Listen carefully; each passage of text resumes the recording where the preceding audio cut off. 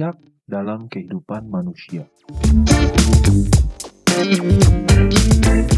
Dalam kamus ilmiah, kita mengenal sebutan efek riak. Begini kira-kira ilustrasinya. Bayangkan di suatu kolam atau danau. Anda melemparkan batu atau kerikil dan efek dari batu yang Anda lemparkan menimbulkan riak dan gelombang serta percikan air. Hal ini terjadi karena efek dari benda yang kita lemparkan tersebut menyentuh air sehingga menimbulkan gelombang kecil air atau percikan air di sekitarnya. Keseluruhan proses ini disebut ripple effect atau efek riak. Efek riak bisa terjadi dalam beragam hal. Ketika kita menyadari bahwa kesadaran manusia menyatu dan membentuk apa yang dinamakan sebagai kesadaran kolektif, maka kita bisa dengan mudah memahami bahwa efek riak juga bisa terjadi di skala kesadaran manusia.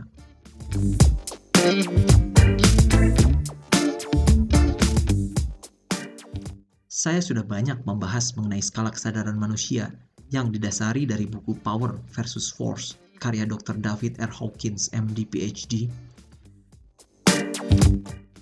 Perubahan kesadaran manusia di level tertentu bisa juga menyebabkan efek riak terhadap manusia lainnya. Misalnya seperti ini. Seorang pria mengalami peningkatan kesadaran, misalnya secara material.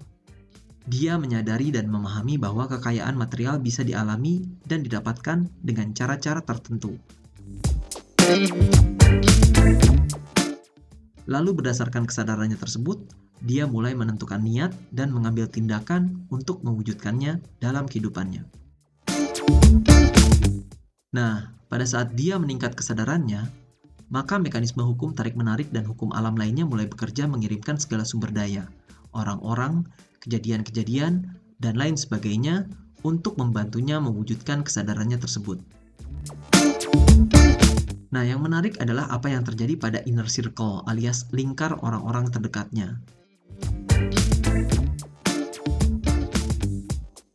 Bisa jadi karena perubahan skala kesadaran yang menyebabkan berubahnya energi, frekuensi, serta vibrasi orang tersebut, maka efek riak terjadi terhadap orang-orang di inner circle-nya.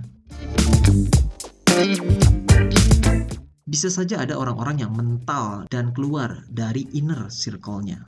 Atau malah dia sendiri yang memutuskan untuk keluar dari inner circle-nya tersebut. Biasanya akan terjadi friksi-friksi, konflik-konflik, dikarenakan perbedaan skala kesadaran di level kuantum. Like attracts like. Maka dia akan mulai dipertemukan dengan orang-orang baru yang satu level tingkat kesadarannya di level materi. Efek riak ini pasti akan terjadi, dan Anda harus siap apabila inner circle Anda berubah atau berkurang.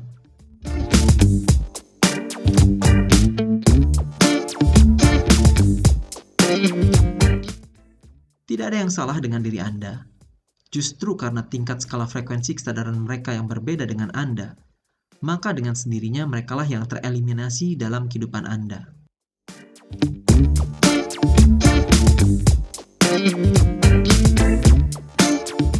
Air yang terpercik keluar dari efek riak di awal artikel di atas adalah contoh wujud inner circle yang keluar dari kehidupan Anda.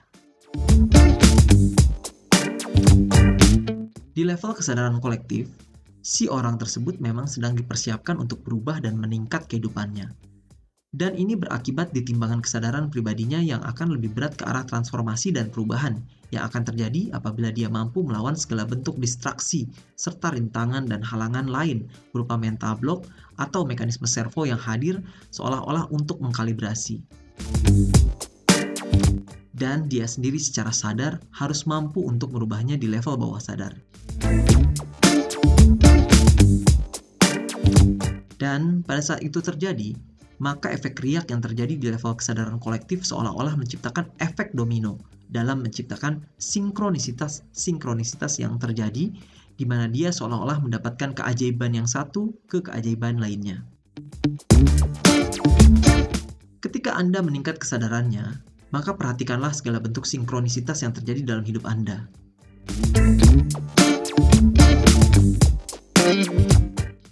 Kemampuan Anda untuk membaca pola-pola, kode-kode yang disematkan oleh Tuhan kepada Anda amat diperlukan.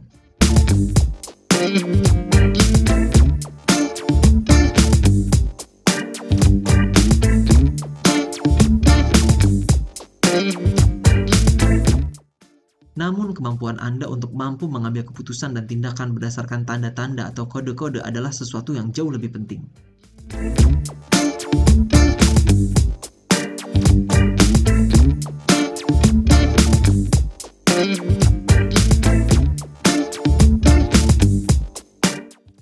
Pengambilan keputusan ini sebaiknya mengikuti strategi pengambilan keputusan yang didasarkan pada hasil pembacaan human design masing-masing.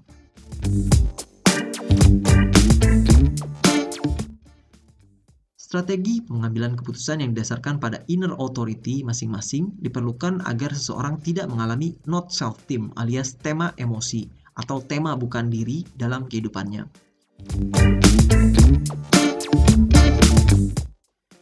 Tema emosi atau tema bukan diri inilah yang kebanyakan dialami oleh orang-orang yang lupa pada dirinya sendiri. Dia lupa pada cetak birunya sendiri. Akibatnya pada saat mereka mencoba melakukan perubahan alias transformasi diri, kebanyakan akan mereka lalui dengan mengalami banyak momen kensho, momen menyakitkan dan tidak mengenakan yang hadir dalam wujud not self-theme di atas.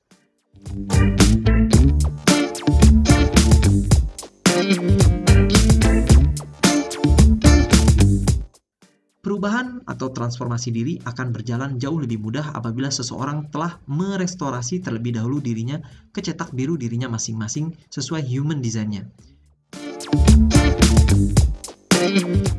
Dengan mengembalikan atau merestorasi diri ke cetak biru Anda yang sesungguhnya, maka Anda akan mengenali diri Anda. Dengan mengenali diri Anda, maka perubahan di luar akan terjadi sebagai efek riak dari perubahan di dalam diri Anda.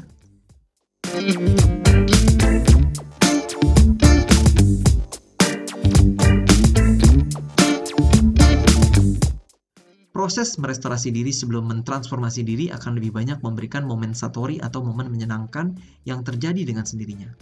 Anda berada dalam kondisi flow, zona power yang amat kuat dengan memancarkan energi, frekuensi, dan vibrasi yang memicu eksitasi atomik di level kuantum.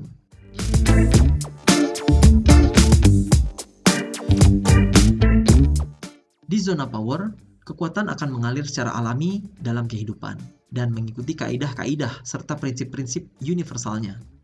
Dan di zona force, sebagai manusia, kita akan mencoba memaksakan realitas panca indrawi kita ke dalam cara kita melihat dunia.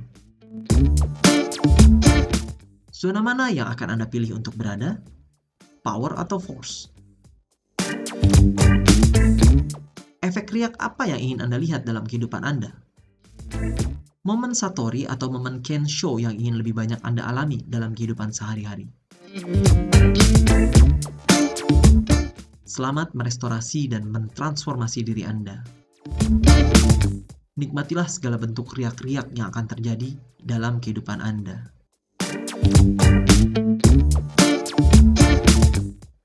Salam di Lesmana.